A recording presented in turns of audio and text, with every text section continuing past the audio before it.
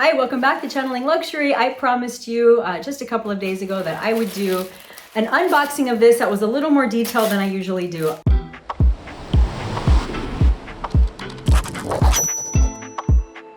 I like to do quick unboxing, show you the bag, I'm done. So this one's designed, and a lot of people have been asking in Facebook groups, how much is it actually going to hold? So I thought I would show you with the few things that I keep in my Vuitton 18, how much this little guy holds, and also how it feels. So there's been some controversy over the 22 bags that maybe they are not actual leather, right? That they're bonded. Because there's some rule, some law in particularly in some states that to be qualified as leather doesn't have to be 100% leather. So that's been a question. Is it 100% genuine leather? I don't know the answer to that. It's mixed. When I ask sales associates or fashion advisors, I don't really get a direct answer. In France, I did. They said it's bonded. That individual was not there a couple of days later, so I couldn't go back and follow up. She was an intern and I didn't have any further information. My local FAs say, no, it's leather. So I don't really know what the answer to that question is. That's kind of up in the air. So what does it hold? So this one's in black. So let me show you what the charm on the side looks like. I actually haven't seen it myself. They just said, here's the bag that you had, pre-order, so go for it, take it. And I didn't really even have a chance to look at it. We can always return them if we don't like them, right? So here's a little charm on the side, just says Chanel Paris. It kind of looks like the coin from the cruise collection last year. That's just my take. So I'm unboxing this with all of you. I have not seen this either. Haven't seen the chain, the strap, the color, the size, really anything. And so this is the 22 mini, and it does have gold hardware, as you can see. Not my favorite. Gold is not my favorite, but I want you to be able to see how what the kind of beveling is on the actual 22 or on the actual Chanel logo. So it's kind of cool. It gives it a little bit more edge, I think. It's not a really shiny gold. It's more like, to be honest, it looks like brass to me. That's not a bad thing. I actually really like that a lot. So if I'm gonna go gold, I don't want it to be bright gold. So let me show you what this little guy looks like. And again, I'm looking at this myself. So it looks like inside it has, I'm trying to see if this is actually removable. It is not. I thought maybe it would be. So this is how it's fastened inside. You can see it's got a little, it looked like it was a hook and maybe it was removable, but it's not. That would have been kind of a cool detail to make it removable and make it like a little clutch, but that didn't happen. The inside has one pocket. So I'll try to show you. So it's a black inside, which makes it a little harder to see, but it does have a black pocket inside. It is a shinier leather. Personally, I like that. But again, a lot of people are going to say it's bonded and that's why it's shiny, and that may be true. So it does have the little handle strap here, right? Which I know a lot of folks were looking for. And this is where the pearl accent comes in. So not all of them have pearl. You can select to have it with or without.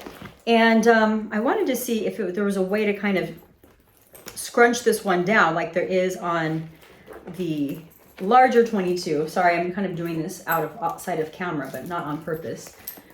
So yeah, you can just pull these chains a little bit and make it a little scrunchier.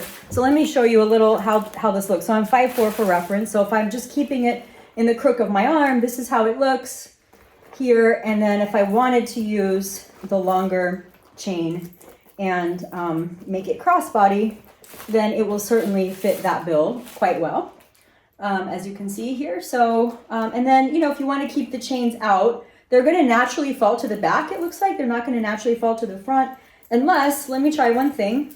Again, I'm learning this bag with all of you, so bear with me here. So now it's more towards the front. And I really think that these are just for decoration. Personally, I don't see myself really carrying this bag too much by these little straps.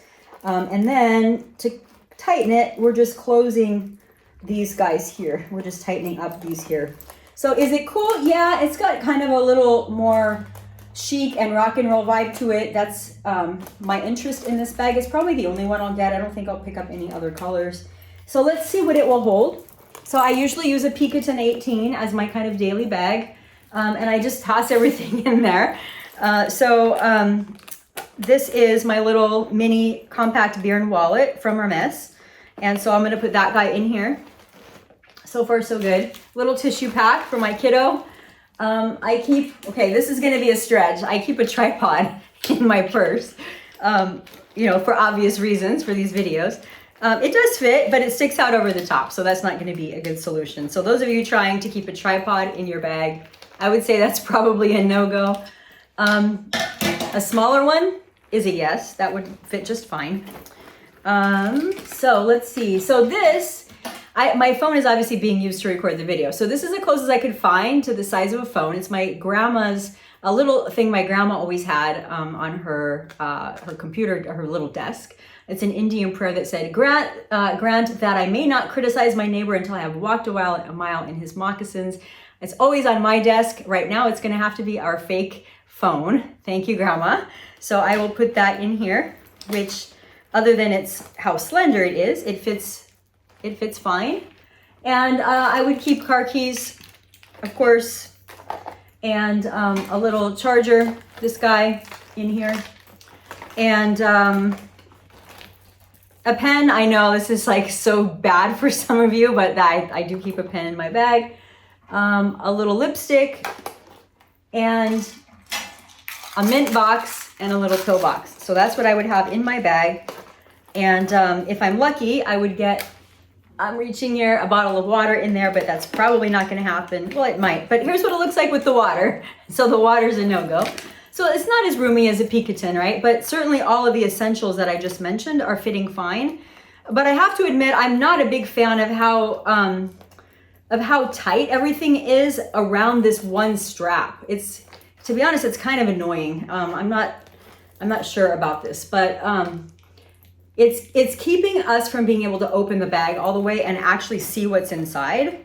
So for what that's worth, that's what it will hold. And then of course doing that, here's what it looks like.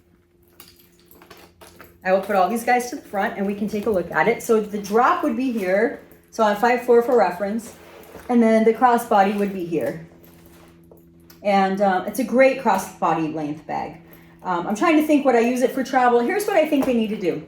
Make a magnetic closure. Make it a little easier to open, but put a magnetic closure here so we can, pop them together and maybe keep our stuff a little safer, especially when we're traveling. So that is my review of the 22 Mini, what it holds, what it doesn't. There will be no tripods in my 22 Mini. And yeah, thanks for watching. If you find my videos entertaining, useful, helpful, I would love it if you would subscribe or like this video, and please tell your friends.